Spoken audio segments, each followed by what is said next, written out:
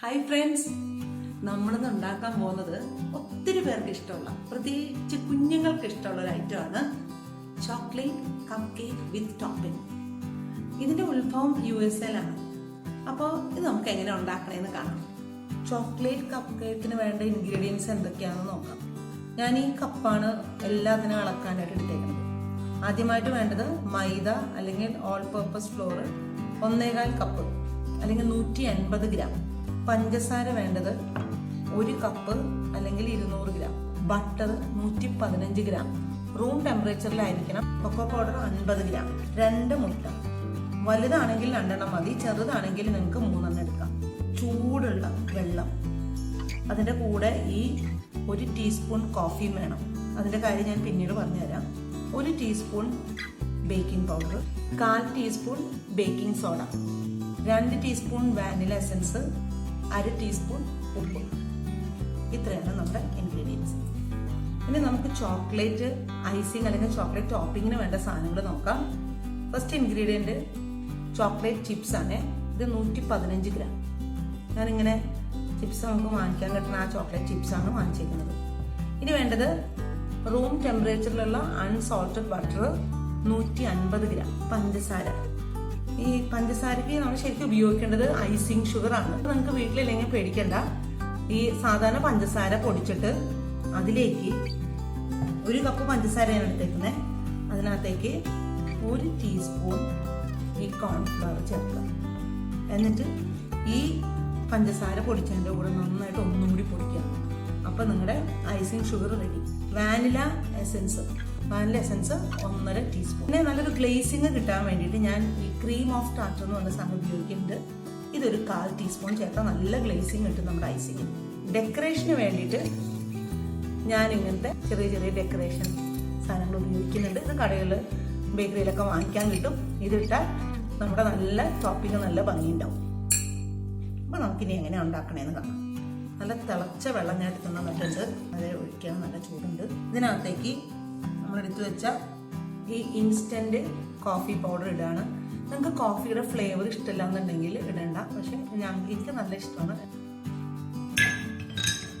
ഇതിനകത്തേക്ക് നമ്മളെടുത്ത് വെച്ചിട്ടുള്ള കൊക്കോ പൗഡർ ഇടാൻ പോവാം. ചൂട്ടോടുകൂടി തന്നെ ഇത് ഇടണം. അതിന് വേണ്ടിയിട്ടാണ് ഞാൻ അങ്ങനെ തന്നെ കാണിക്കുന്നത്. ചൂടാകാനായിട്ട് റൂം ടെമ്പറേച്ചറിലേക്ക് കൊണ്ടുവരണം. എന്നിട്ടേ നമ്മൾ കേക്ക് ഉണ്ടാക്കാൻ തുടങ്ങാൻ പാടുള്ളൂ.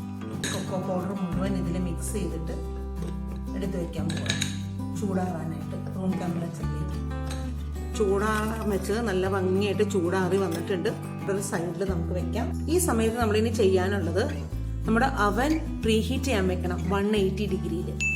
അങ്ങനെ പ്രീഹീറ്റ് ചെയ്യാൻ വെച്ച് കഴിഞ്ഞിട്ട് നമ്മൾ അടുത്ത സ്റ്റെപ്പിലേക്ക് പോവുകയാണ്. എടുത്തു വെച്ചിരിക്കുന്ന ഈ മൈദ, അതിൻ്റെ കൂടെ ബേക്കിംഗ് പൗഡറും ബേക്കിംഗ് സോഡ, ഉപ്പ്, പിന്നെ ഇത് മുഴുവൻ ഇട്ടിട്ട് അരിച്ചെടുക്കാൻ പോവാണ്. അരിച്ചെടുക്കാൻ ഫുള്ളായിട്ട് ഈ ബേക്കിംഗ് പൗഡറും ബേക്കിംഗ് സോഡയും ഉപ്പും ഈക്വലായിട്ട് മിക്സ് ചെയ്ത് കഴിഞ്ഞു. നമ്മൾ എടുത്തു വെച്ചിരുന്ന അൺസോൾട്ടഡ് അലിഞ്ഞു തുടങ്ങിയ ബട്ടർ ഇതിനകത്തേക്ക് ഇട്ടിട്ട് എഗ് ബീറ്റർ വെച്ച് അടിക്കാൻ പോവാണ്. ഇതിനകത്തേക്ക് നമ്മൾ പഞ്ചസാര ഇടും.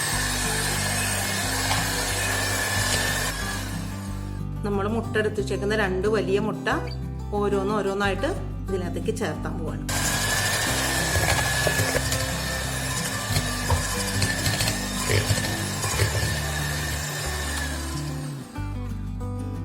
രണ്ട് ടീസ്പൂൺ വാനില എസൻസ് ഒഴിക്കാൻ പോവാണ്. 2 ടീസ്പൂൺ.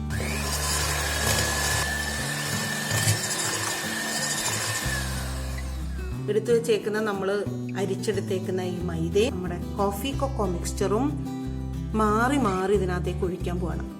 ആദ്യം ഇടുന്നതും മൈദയാണ്, ഇനി ലാസ്റ്റ് ഇടുന്നതും മൈദയായിരിക്കും.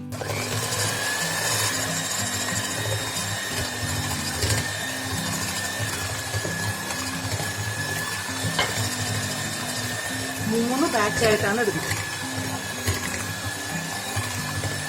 ലാസ്റ്റ് പോർഷനും കൂടെയും ഇടുകയാണ്. ഇനി നമ്മളത് മിക്സ് ചെയ്യുന്നില്ല. ജസ്റ്റ് ഒന്ന് ആഡ് ചെയ്യാൻ വേണ്ടി മാത്രമാണ് ഞാനത് അടിച്ചത്. ഈ സ്പാച്ചില ഉപയോഗിച്ച് മിക്സ് ചെയ്താൽ മാത്രം മതി. ഈ കട്ട് ആൻഡ് ഫോൾഡ് പരിപാടി ചെയ്താൽ മതി. ഇങ്ങനെ ഇളക്കി നല്ല മിക്സ് ആയിട്ട് വന്നിട്ടുണ്ട്. ഇങ്ങനത്തെ കപ്പ് കേക്കിൻ്റെ ട്രേകൾ വാങ്ങിക്കാൻ കിട്ടും. ഇത് നമുക്ക് ഇങ്ങനത്തെ പേപ്പർ ഇല്ലാന്നുണ്ടെങ്കിൽ ഇതിൽ ബട്ടർ പരത്തി കുറച്ച് പൊടി തൂവിയിട്ട് അതിനകത്തേക്ക് മാവ് ഒഴിക്കാം. ഇല്ലാന്നുണ്ടെങ്കിൽ ഏറ്റവും നല്ലത് ഇങ്ങനത്തെ ഈ പേപ്പർ ലൈനർ കിട്ടുകയാണെങ്കിൽ അതിൽ വെച്ചാൽ മതി. ഇനി ഒരെണ്ണം അവനില്ലാത്തവർക്ക് വേണ്ടിയിട്ട് അടുപ്പിൽ വെക്കണ എങ്ങനെയാണെന്ന് കാണിക്കാനായിട്ട് ഞാൻ ഇങ്ങനെയും വെച്ചിട്ടുണ്ട്. ഇങ്ങനെ ഒഴിക്കുവാണെങ്കിൽ എളുപ്പമുണ്ട്. ഏകദേശം പകുതിക്ക് മുകളിൽ ഒഴിച്ചാൽ മതി.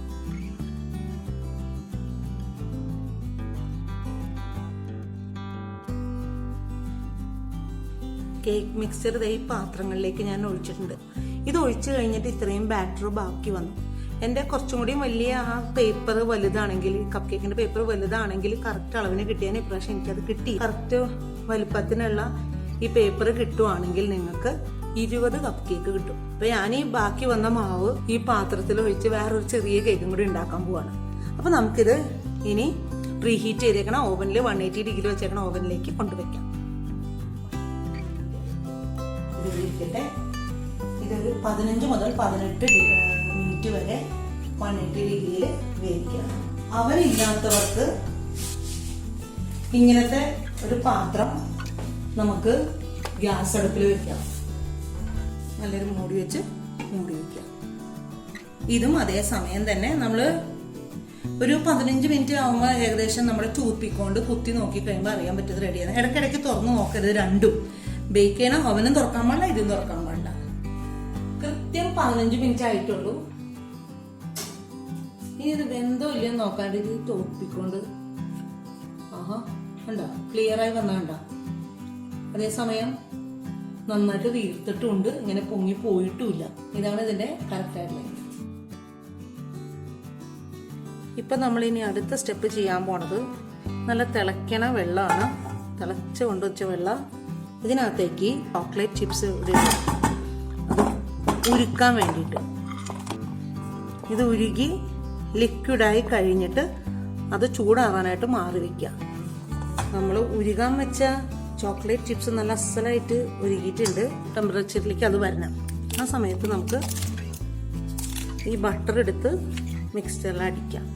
റൂം ടെമ്പറേച്ചറിലുള്ള ബട്ടറാണ്.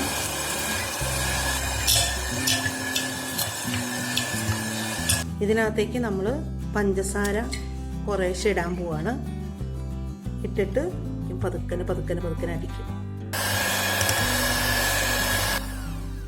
ഇനി ഇതിനകത്തേക്ക് നമ്മൾ 1.5 ടീസ്പൂൺ വാനില എസൻസ് ഒഴിക്കാൻ പോവാണ്. പിന്നെ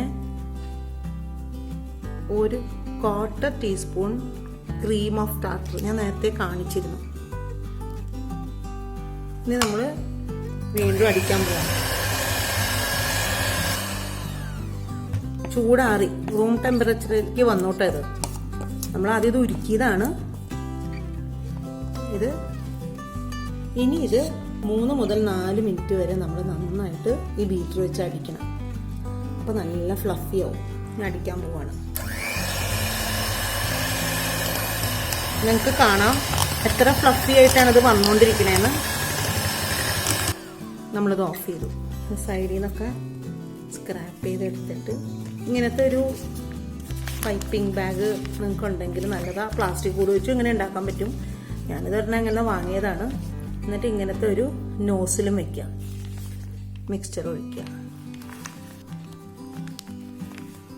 പൈപ്പ് അടച്ച് ഇങ്ങനെ അടച്ചിട്ട് ഒന്ന് ട്വിസ്റ്റ് ചെയ്യുക. അപ്പോൾ സുഖമായിട്ട് ഇതിലേ വരും. നിങ്ങൾക്ക് കാണാൻ പറ്റും. ഇങ്ങനെ വരും.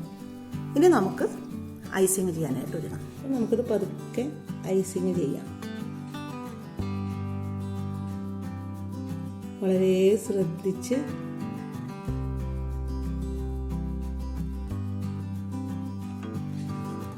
ചെറിയ ബോൾസ് ഒക്കെ ഇടാം.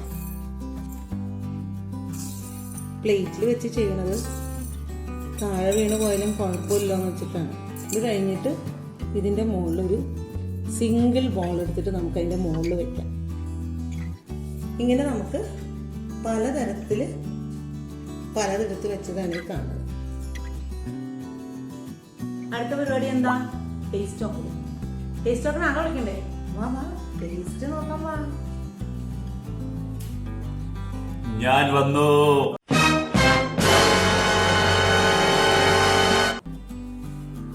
സൂപ്പറായിട്ടുണ്ട്. ടേസ്റ്റ് കാണാൻ ഭംഗിയുണ്ട്. അവിടെ വെക്കി ഓണത്തിന് പൂക്കളൊക്കെ നല്ല ഭംഗിയുണ്ട്.